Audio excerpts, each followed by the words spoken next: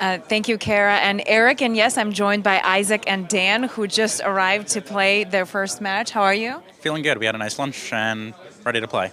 Talked about strategy. Yeah, just a little discussion about how the hard stop for the six-handed portion was going to work out, and I think we're about ready for it. I see there have been some last-minute changes to the structure already, so got to have a look at that, but I think we're good to go. I spoke to Team Canada. They said you guys are a little rusty because you weren't here earlier today. You don't know what's going on. They can think whatever they like. Well, looking forward to playing with them. Just nice, short, and sweet. Thank you very much. Cheers.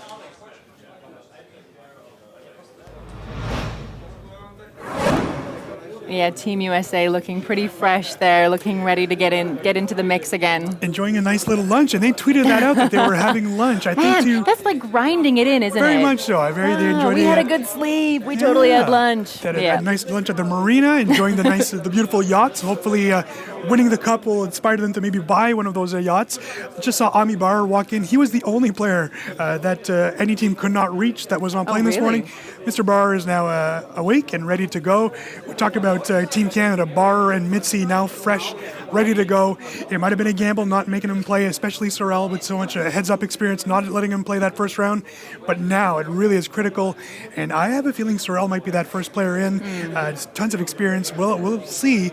I assume it'll go Sorel and Ami since they weren't able to play this morning, but it'll be great to see. I mean, teams, when you talked about Team Italy going with a cash game structure, Dario looks to be their selection. I think you just talked to Germany and they have no clue. Well, no, I've talked to two players from Germany now, and one of them just said, "Well, I don't have a clue what we're gonna do," and the other one said they were gonna, just kind of go with the flow and see what happens. So I think they basically said the same thing, just in a different way. And we don't know at the moment where people are going to be sitting at the table, where the teams are going to be in relation to each other. But I'm just waiting for the word from the back to tell us when we're going to go over live to Thomas Lamach, who is our referee, and he's going to be doing the seat draw live. So I'm just waiting for word on that. And once we get it, we're going to take you over there, and then we'll be able to take kind of a closer gander at how the strategy is going to work for some of these teams. Because as you said, they're not shallow, they're quite deep. So it's not as if one of the teams is going to have a massive advantage in terms of position and chip stack, right? I really feel that it's going to start off very, very slow. With the fact that you can change every level, that might, teams will be uncomfortable at first. You mentioned big chip stacks to start, and that's what we wanted. That was the goal, is to have a lot of chip stacks for people to play poker, right? To not have someone too short. But that could have also happened had a team underperformed. Just so happens that that big win for La Douceur at the end gives Canada 17,000 more chips. Had he not won that, France would have been there just around that same level, but they would have been under 60K. So we'll see how it's going to work. But again, 5 hours, that's the thing. We're not going all night here, 5 hours. So at some point, these teams have to make a move.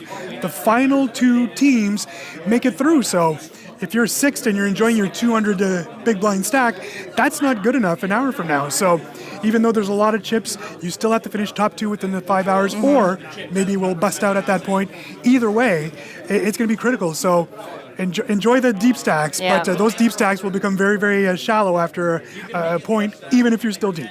This is one of those situations, again, where if the game doesn't technically finish, that's okay. Because as you said, there is that hard stop. We lost Team UK in the playoffs. We lost Team France here in the quarterfinals just recently. We're about to go into the semifinals, where we'll lose 4 more teams. The top 2 are going to go through to the final, and that's a completely new structure as well, again, because it's going to be a really interesting thing to watch in terms of the heads-up, simultaneous heads-up matches, 5 at a time. I have yet. I mean, there's been some criticism about the setup and stuff, and we're learning as things go, and the players have been helping out a lot. They've been learning. I have not met anyone who is not just jacked for this final. We talked about Germany, who are very confident heading into there. USA think that they're unbeatable. Brent Kenny's words, unbeatable, should they make the final. And he's not too far off with 2 amazing online players in Ike Haxton, Olivier Busquet, who's widely recognized as probably one of, if not the best, heads-up player online. It's going to be quite spectacular. But again, everyone excited about this final. I think it's going to make for some amazing television, drama, of course, everywhere. But again, it's mono, but 5 times. So basically, just like like a NBA playoff or a Major League Baseball playoff. They start the first round in a best 3 out of 5. This is the best 3 out of 5, but it's the players playing and not matches. So if Dan Smith loses to Marc-Andre Ledesser in the first round, that's it. That's 1 point, to Canada. Right. So the 3 out of 5 is not necessarily matches, but the players or the individuals become the match. So really exciting play. I can't wait for that. Not that we want to overlook the 6 max, because obviously that's another Really interesting format as well, the 6 max. And some players, clearly, I mean, if you're not a poker pro and you're not following it quite as in depth as other people, 6 max is a really particular form of poker. And there are players out there who specialize in 6 max and who love it. It's a lot faster, obviously, than a full ring game, which would be 10-handed or even 8-handed. You're looking at kind of more moves in terms of a 6 max table, aren't you? Yeah, and some teams will be at advantage. I just don't see the USA not making it through. I think it's a great format for them. But teams like the Ukraine, let's not forget Tenko, who's won 4 matches in a row, but he's won 3 of them in an away season. So, that might be an issue as well. Is he now more comfortable? Is he comfortable playing that 6 max? Some players have been very patient. Dario Sammartino, for example, is he going to be more comfortable? We've already talked about the fact that they do have a lot of chips, and that's great. But at a certain point, as I mentioned earlier, those chips become critical, and you just need to make a move. You just need to finish top 2. So we're about to find out how great that's going to be. We are, and I think I'm hearing that they're going to be gathering the players together, figuring out this table draw. The seat draw is so key for poker. Position really is so important, and being able to have position on some of your toughest opponents is always a good thing. You want to have your easiest opponents, I guess, to your left, and some of your toughest opponents to your right. If you're a short stack Canada, for example, and you sit down and you have Ole Shemyon or a Filatov or a Dan Smith who's right here beside us, that just changes the whole game. Instead of playing it slow, you might just have to go all in, right? Because that's just going to be an impossible scenario if you're faced with a Ole 3-bet, 4-bet every single hand, and he's done that every single hand. So it's going to happen. He is Filatov capable as well. of that, definitely. Absolutely. Well, we're going to find out who's going to be sitting where at our semi-final table. Let's go over to Thomas Lamache, the referee for our game.